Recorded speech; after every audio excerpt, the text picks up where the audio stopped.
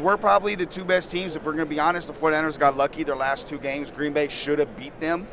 And really, Detroit lost the game. Detroit snatched a defeat out of the jaws of victory. So, and Kansas City, look, they out-bullied the bullies with the Ravens. And that's why, to me, they should be the favorite. What is it about the Kansas City Chiefs? Because they had their critics, rightfully so, during the course of the regular season. But I tell you what, come the business end of the season, playoff time, and it doesn't matter what obstacles you seem to put in their way, they find a way to overcome. We know they changed themselves. They changed their whole identity. They went from this offense, we're going to outscore you, to now their defense is actually leading the way, and Mahomes is doing a better job of taking the checkdowns and taking what's giving him, what he's given, which he wasn't doing earlier in his career. So you see a transition, I think, with Mahomes, and then even with Andy Reid. The question is this Andy Reid's last game if they win? I tend to think there's a very good possibility that he may retire if they win the Super Bowl. Well, 3-5 it would be if they win this weekend. And I mean, I know the Cowboys won 3-4 in the 90s, and you've had the Patriots go on a similar path as well. But this is elite level status, isn't it? 100%. This is, I think, if Mahomes wins here, you're looking at someone that's. I know Brady's going to have more Super Bowls, but he's going to be the new Tom Brady of the NFL. And because at this point, what hasn't he done? MVP, Super Bowl MVPs, maybe 3 Super Bowls. And he's done it in a 5-year span? It's crazy. If you're the 49ers, then what is your game plan come Sunday? How do you contain Patrick Mahomes? For me, I get up, I stop the run. To me, you stop Isaiah Pacheco. It's not stopping Mahomes, you stop Pacheco, because that eliminates play action passes. You make sure you tackle, and then you make them beat you on the outside. There's Marquez Valdez-Scantling is probably the one guy that has some speed to stretch you out. There's not a lot of too much speed guys on that Chiefs offense, so I want to see them get up, play some bump and run, and force, it sounds crazy, force Mahomes to beat you. Valdez-Scantling might be the guy with speed on the outside. He's got inconsistent hands, though. 100%. I'm a Green Bay fan. When he left, I wasn't disappointed. But says a lot, doesn't it?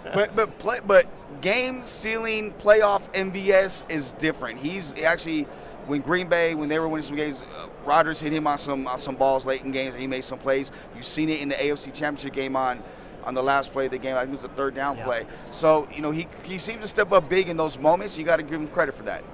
What do the Niners have to do if they're going to win? I'm going to give you a couple of stats here, and it relates to Kyle Shanahan, their head coach. In his offenses, in the first 3 quarters of the 2 Super Bowls that he's been involved in, obviously as head coach 4 years ago, Super Bowl 51, he was the offensive coordinator at the Atlanta Falcons.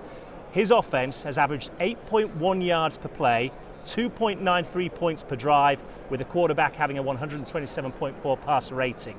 However, get to the fourth quarter of those 2 games, it goes down to 4.3 yards per play, no points per drive, 38.7 passer rating. Is that all on Kyle Shanahan, or is it on his players? How crass can I be?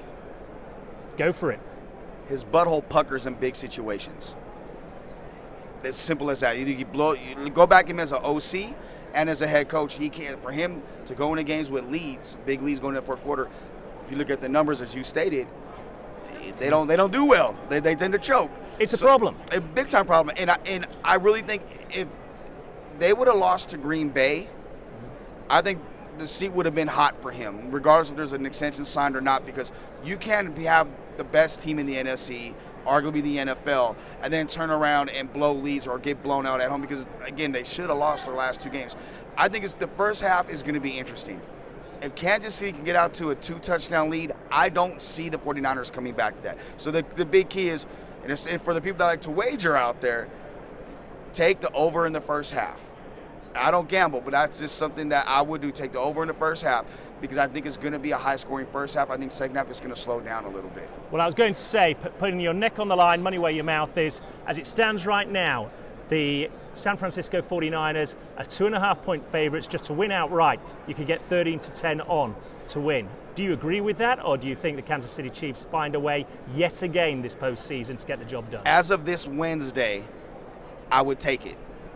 I would take that money, because the more money is going to come in later in the week for the 49ers, and that number is going to go up. I like the Chiefs, though. To do back-to-back? To back-to-back. 3-5? Yep. Dynasty. I do. I think this will probably be it, though. I think that 3-5 will be it. And I think you're going to see some other teams in the AFC. I mean, look, Houston is a very good young team. You look at Buffalo; they got to get over that hump. And then the Ravens. The Ravens aren't going to go anywhere. So you have those, and talk about a team whose offense.